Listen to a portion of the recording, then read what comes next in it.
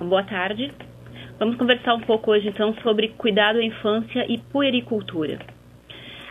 Desde a gente conversar sobre quais são os principais problemas de saúde na infância, quais são as queixas mais frequentes na atenção primária em relação ao cuidado com as crianças, queria trazer uma outra abordagem hoje, que é o quanto a gente interfere na vida das famílias e com que embasamento a gente interfere na vida das famílias.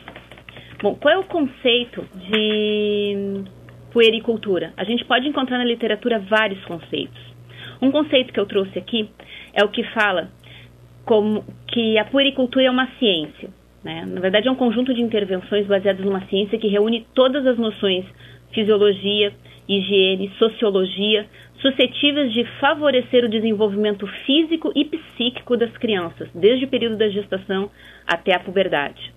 Bom, o objetivo da puericultura, como está colocado aqui, é um objetivo muito nobre, mas bastante pretensioso.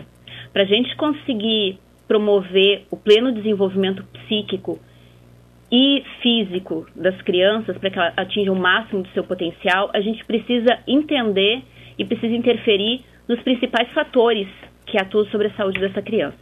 Olhando de uma forma bem simplificada, a saúde da gente, a saúde do ser humano, é uma interação entre os fatores biológicos, os fatores ambientais e os fatores culturais. O quanto cada um desses fatores interfere na nossa saúde depende de que fase da vida a gente está. Geralmente, no início da infância, né, nos primeiros dias de vida, os fatores biológicos são os mais importantes. A criança teve pouca exposição ainda aos fatores ambientais e pouca exposição aos fatores biológicos. Lembrando, pouca exposição não significa nula, né? A gente já tem esses dois fatores interagindo também, mas ainda não deu tempo para esses fatores interferirem tanto na saúde da criança quanto os fatores biológicos. Então é bom a gente entender como funcionam esses fatores biológicos.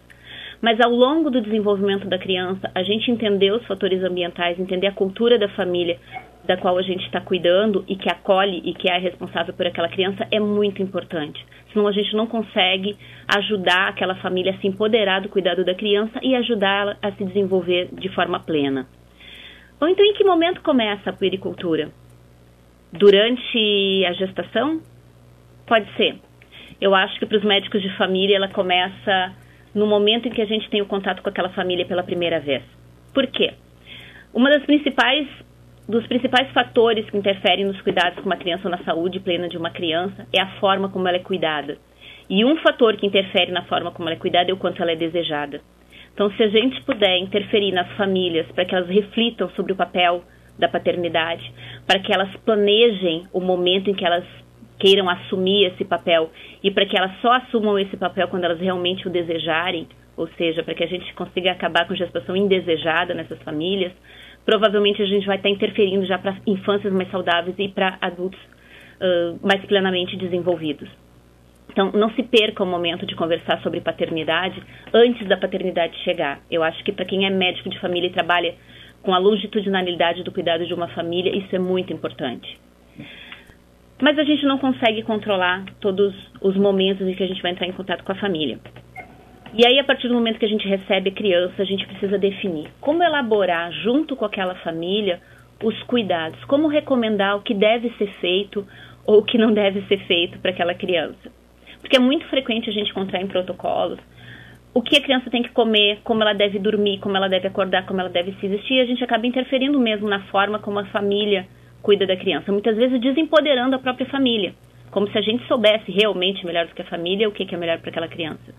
E muitas informações a gente tem, e muita condição de ajudar a família a melhorar o cuidado da criança, a gente tem. E é importante que a gente potencialize, que a gente ajude a família a cuidar melhor da sua criança. E aí, a gente segue uma rotina de cuidados com a infância ou a gente procura conhecer a família para dar orientações individualizadas de acordo com as suas necessidades? Provavelmente a gente vai fazer as duas coisas. Aliás, consideramos que o ideal seja fazer as duas coisas. Há intervenções que a gente propõe, que a gente pode propor de um nível populacional. São intervenções que a gente já tem conhecimento suficiente para acreditar que aquilo vai trazer benefício para a imensa maioria das pessoas que tiver contato com aquela intervenção. Mas isso nem sempre vai acontecer. Então é importante que antes da gente propor para a família o que a família deve ou não deve fazer, que exames deve ou não deve fazer, quantas vezes tem ou não tem que consultar, ou como deve dormir, como deve acordar, como deve comer, o que a gente tem de embasamento para essas orientações. Então hoje nós vamos focar mais nisso. Do ponto de vista de estudo, o Task Force americano, o Task Force canadense são os grupos que mais estudam intervenção populacional para definir, baseado nas pesquisas, no que se tem de melhor evidência, quais são as recomendações que a gente deve fazer em nível populacional. Tudo que a gente não sabe que deve fazer em nível populacional, a gente deve trazer para a situação individualizada. Ou seja, algumas crianças podem se beneficiar, outras não. E aí a gente tem que tomar essa decisão junto com a família. Um conjunto de recomendações dos Task Force americanos, eles são classificados em 4 níveis. A gente pode ter uma recomendação com o grau A de indicação. O que é uma indicação de grau A? Significa que os benefícios daquela intervenção claramente superam os riscos, ou seja, a gente deve adotar aquilo como rotineiro para a população geral. Ela pode ser de uma recomendação do grupo B. A do grupo B significa o seguinte: provavelmente a gente está fazendo uma recomendação que vai levar benefício e que o benefício supera os riscos, provavelmente. Geralmente as intervenções que caem nesse grupo são aquelas que ou o benefício é muito grande, mas os riscos ainda não são conhecidos, então, bom, provavelmente é melhor fazer porque os benefícios são grandes, ou são aquelas que têm um custo muito pequeno. Talvez o benefício seja pequeno, mas como o custo é muito pequeno, provavelmente aquela intervenção ainda é benéfica. Mas também nós temos muitas intervenções e que estão sendo adotadas em vários protocolos que fazem parte do grupo de intervenção I, ou de recomendação grau I. Significa insuficiente. Nós não temos conhecimento suficiente hoje para saber se vale a pena recomendar aquilo para a população ou não. E pior, a gente não pode, aí é muito importante, né, mais importante do que saber o que fazer, a gente saber o que não fazer. Há recomendações do grupo D, ou seja, de acordo com o que se sabe, com o que se estuda e com as melhores evidências, a gente já sabe que está trazendo mais risco oferecendo aquela intervenção do que benefício. Então, esse tipo de intervenção nunca deve ser adotada como rotineiro para a população. Então, quais são algumas dessas intervenções com indicação grau A, ou seja, aquelas que não podem faltar no nosso acompanhamento da criança? Elas devem ser incluídas na rotina e não só a gente recomendar, mas a gente checar e convencer a família a fazer, porque os benefícios claramente superam os riscos. As principais intervenções, principalmente para a primeira infância, estão relacionadas ao teste do pezinho. Tanto o rastreamento do hipotireoidismo congênito, por exemplo, que é um dos testes. Aqui em Santa Catarina nós temos um dos testes do pezinho mais abrangentes do país. E foi um dos primeiros estados a adotar esse teste do pezinho abrangente para toda a população. Então ele é recomendado, né, considerado por alguns um dos melhores testes do pezinho do país. Mas quais são os testes que realmente têm um grau de indicação A e que a gente não pode deixar de fazer? Rastreamento para hipotireoidismo congênito. É uma recomendação de grau A. Ele deve ser feito preferencialmente entre o 3º e o 7º dia de vida, né? E deve-se fazer todo o esforço para conseguir coletar ele pelo menos até o 10º dia de vida, que é quando o resultado do exame é mais acurado. Tão logo é feito o diagnóstico de hipotireoidismo congênito, tem intervenções que podem prevenir sequelas para o resto da vida dessa criança. Então é muito importante que seja realizado esse teste. Um outro teste que também está incluído no teste do pezinho é o rastreamento para fenilcetonúria. Também é uma intervenção de grau A, que deve ser feito preferencialmente no 7º dia de vida. Em algumas instituições, a gente já soube que ele foi feito até nas primeiras 24 horas. Nesse caso, ele precisa ser repetido, né? Então, idealmente, ele deve ser feito ali pelo 7º dia de vida. E o terceiro, dentre os grandes testes importantes do teste do pezinho, é o rastreamento para anemia falciforme. Esse teste ele pode ser feito a qualquer momento, depois do nascimento da criança, e também é um teste de indicação grau A. Claramente, fazer esses 3 testes como rastreamento populacional traz muito mais benefício do que risco, então eles são fortemente recomendados, são consideradas intervenções obrigatórias, e que a gente deve fortemente convencer a família a aderir a esses cuidados. Uma outra intervenção também considerada de grupo A, ou seja, deve fazer parte obrigatória do nosso calendário de checagem se a criança aderiu ou não, aplicar algum medicamento tópico, antibiótico tópico para prevenção de conjuntivite gonocócica. Isso é feito geralmente na sala de parto ainda, né? É adotado de rotina no país há muitos anos também, e é uma intervenção que, independente de ser feito com eritromicina, nitrato de prata ou tetraciclina, ambos são igualmente efetivos.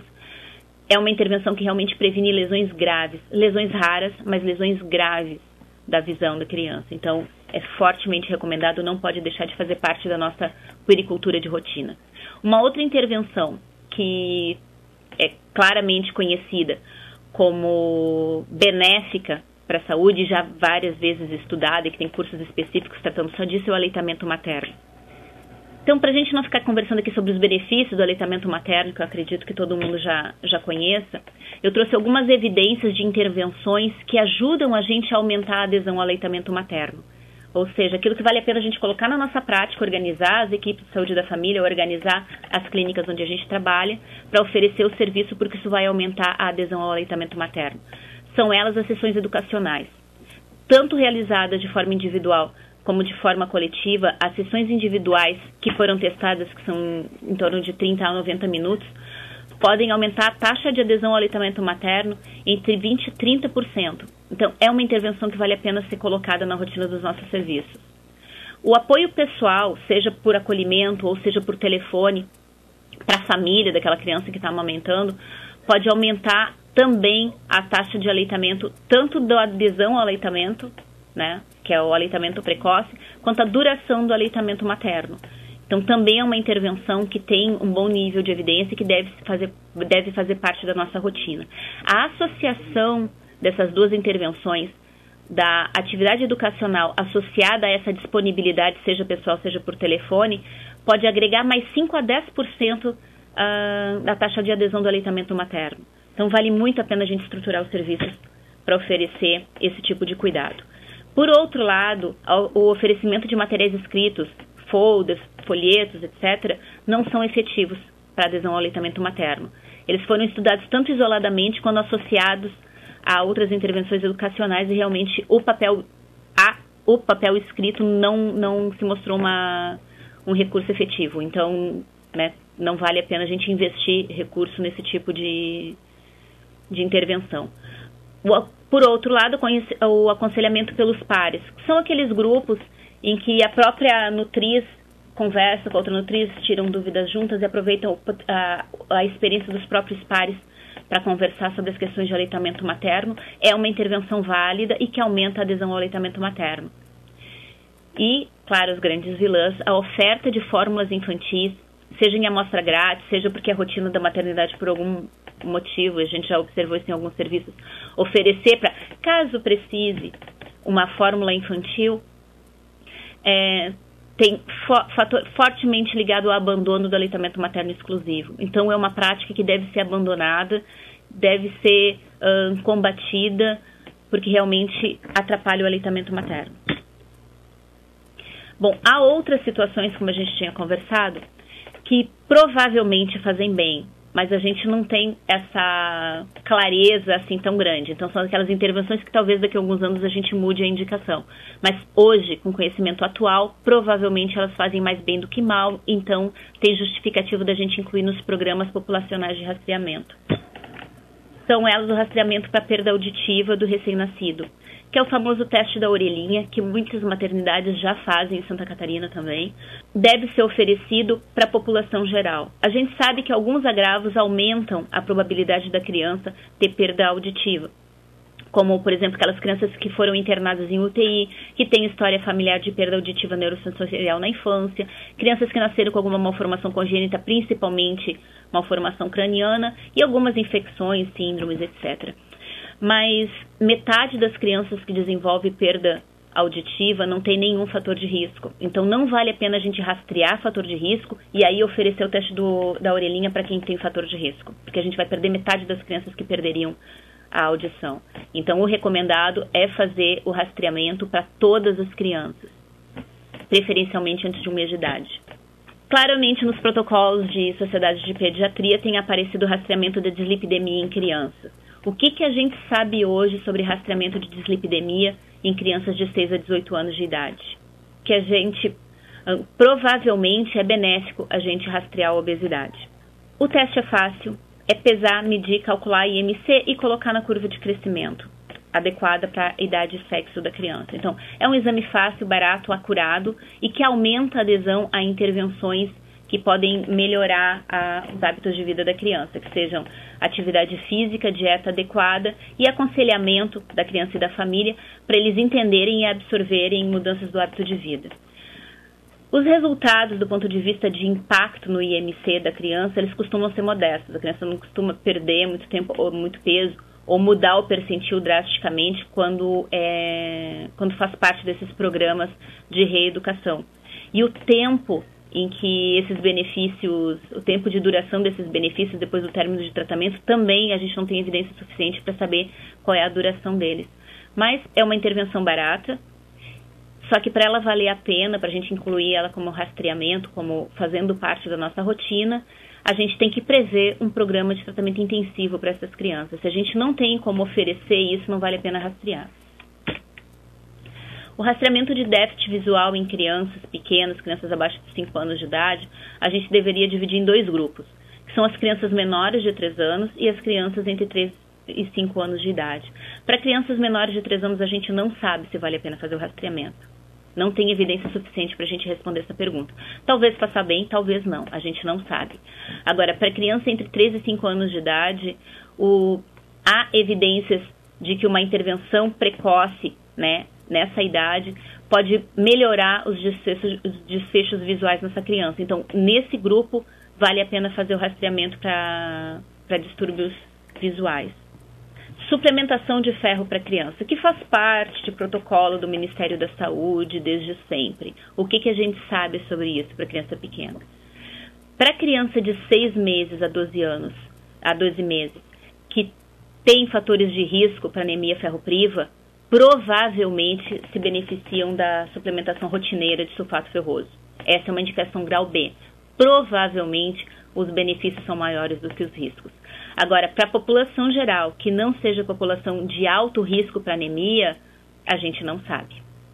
As evidências são insuficientes para a gente tomar uma decisão a respeito se vale a pena fazer suplementação de ferro universal para todo mundo ou não.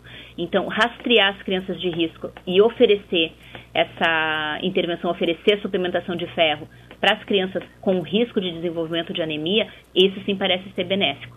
Mas aí tem um problema. Não existe um instrumento que possa ser usado para classificar essas crianças, que ainda tenha sido testado, que já tenha sido testado, para classificar essas crianças como crianças de risco. Essas são as crianças que se beneficiariam da suplementação de ferro. Ainda não tem um instrumento adequado para ser utilizado na atenção primária. Então, o que a gente pode utilizar nesse momento são os conhecimentos a respeito da fisiopatologia, né, dos hábitos alimentares da família, de história de outras pessoas na família com anemia ferropriva também, de crianças que tenham ficado doentes, né, que tenham um aumento de consumo por algum motivo, tenham ficado internadas, enfim, que são crianças que têm maior risco de desenvolvimento, crianças que não foram submetidas ao aleitamento materno. Então, para essas crianças, provavelmente é benéfico a suplementação de ferro, independente de exame. Para as outras crianças, para a população geral, a gente não sabe. Rastreamento e tratamento de depressão em crianças e adolescentes. Esse tema é um tema polêmico, as pessoas têm medo de fazer os diagnósticos, de fazer sobrediagnóstico. Por outro lado, a gente tem trabalhado com muita informação de crianças em sofrimento, inclusive suicídios entre adolescentes. Então, o que vale a pena fazer?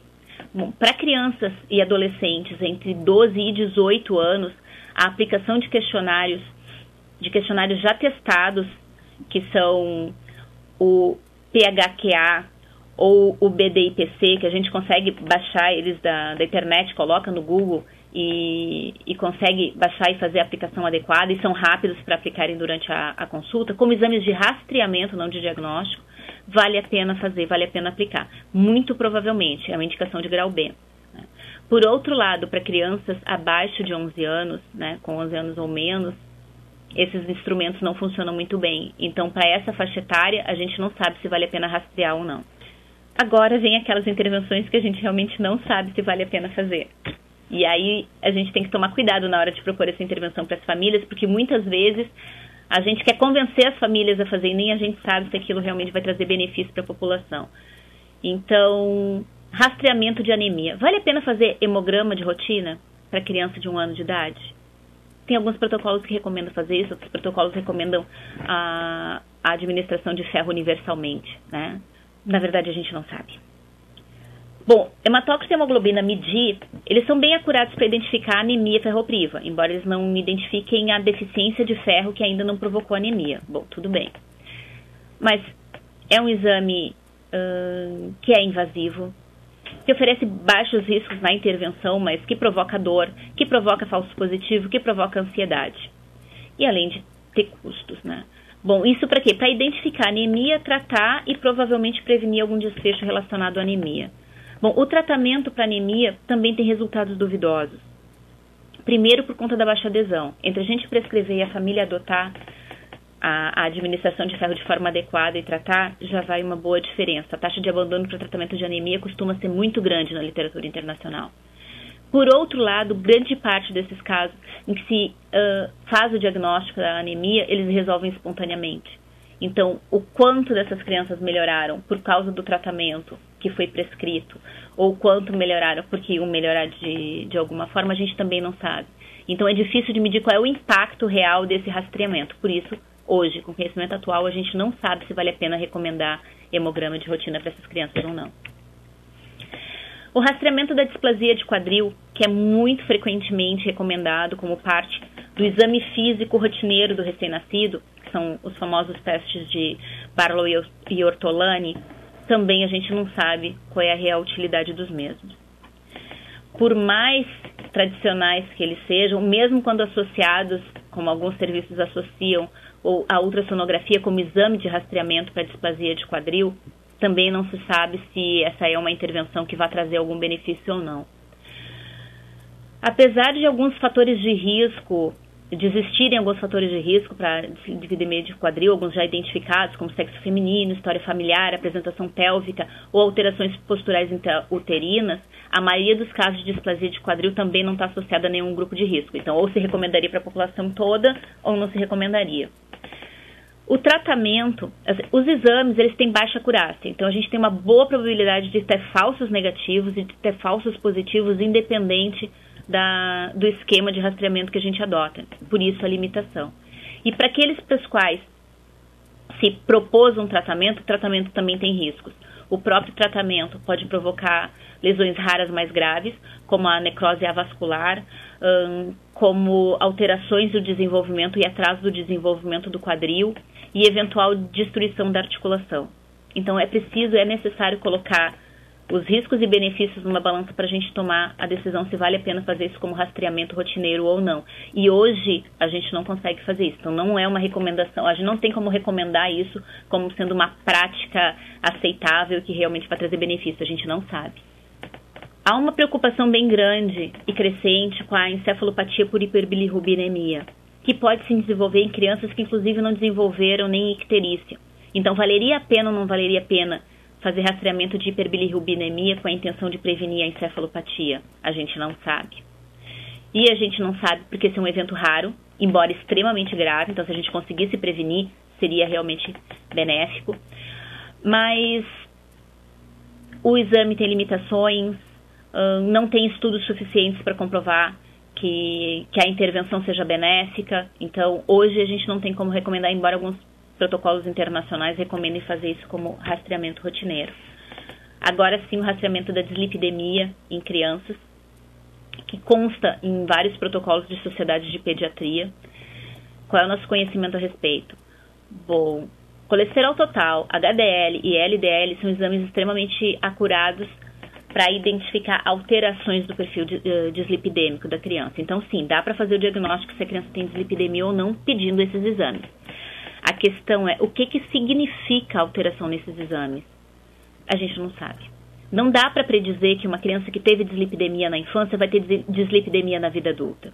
O que a gente sabe é que a dislipidemia na infância não provoca doença, porque a dislipidemia precisa de tempo para chegar a desenvolver alguma lesão, né? Ela é um fator de risco, não uma doença em si. e a gente não tem como saber se a criança que tem dislipidemia vai ser um adulto com dislipidemia. Não há um valor preditivo para esse exame. Então, para isso ele não serve. E qual é o significado clínico da criança que está com dislipidemia?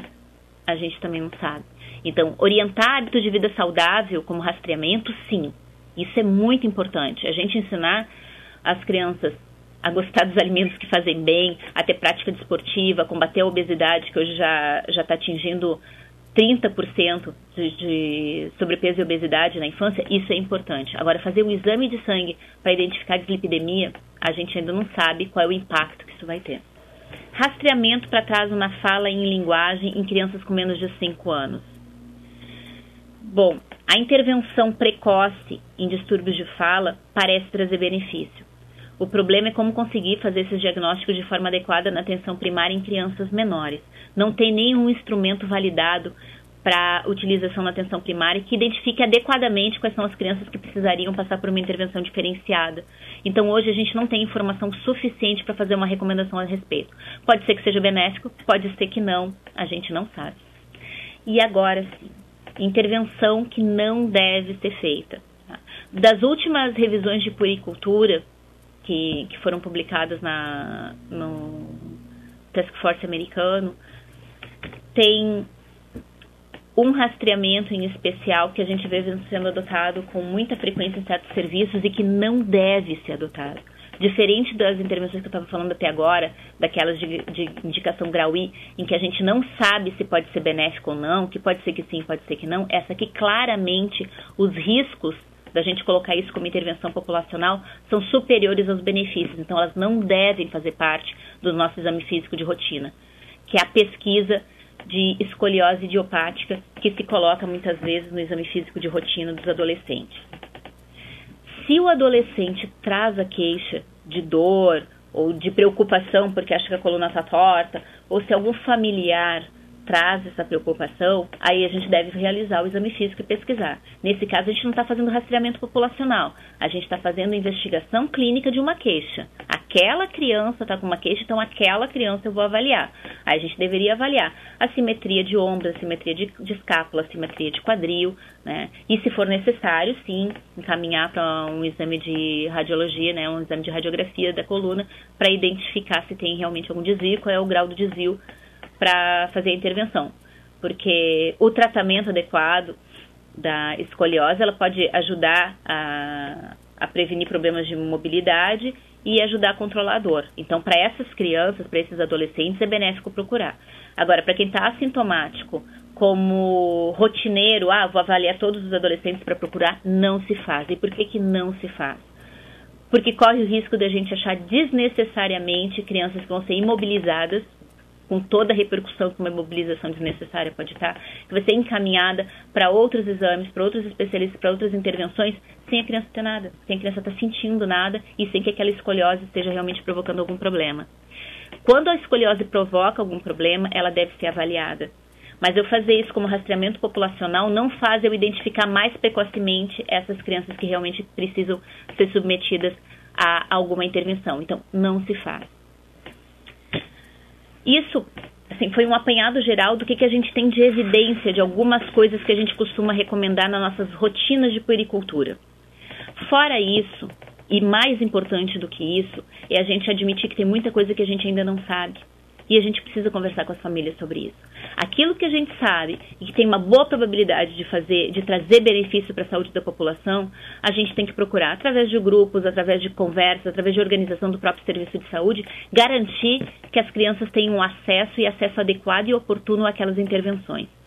Todas as outras coisas que a gente ainda não sabe se vão provocar mais bem ou mais mal para aquela criança, o ideal é que a gente ofereça para cada criança aquilo que ela realmente necessita. E para isso é importante que a gente conheça a família, que a gente conheça os fatores ambientais, que a gente conheça os fatores culturais, que a gente conheça as condições dessa família e dessa criança, a que riscos essa criança já foi submetida, como é que foi essa gestação, enfim, todas essas coisas que a gente costuma valorizar na hora do discurso, mas que às vezes é passado batido na hora da consulta e a gente acaba se fixando em protocolos. Então, essa mensagem que eu queria deixar, que é muito mais importante a gente conhecer a família que a gente está cuidando e ajudar essa família a cuidar da criança, do que a gente estabelecer uma série de intervenções para colocar na num protocolo de rotina de cuidados de puericultura. Concórdia perguntou, como médica PSF, o que se recomenda fazer de estudo na puericultura da atenção primária? Então, o que a gente recomenda fazer de rotina na puericultura? Tudo aquilo que foi comentado, que é recomendação grau A ou grau B. Porque aquelas intervenções que a gente colocou, que são grau A ou grau B, são as questões que provavelmente ou claramente, se forem as de grau A, trazem benefícios para a população. Então, aquilo que eu vou oferecer a todas as minhas crianças durante a puericultura. E aí, acrescentando a questão do aleitamento materno, né, que a gente colocou só as evidências de aumento da adesão, mas que claramente é uma intervenção de grau A, porque promove muito mais benefícios do que malefícios.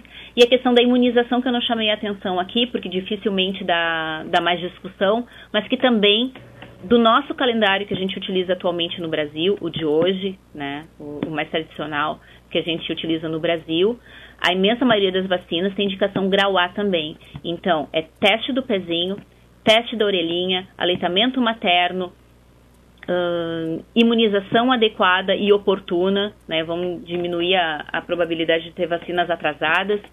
E o resto, o que a gente vai oferecer? Depende da tua família, depende do que eles estão precisando. Eu acho que isso que é o principal. Essas coisas a gente oferece para todo mundo. E o resto, dá a quem precisa aquilo que a pessoa precisa.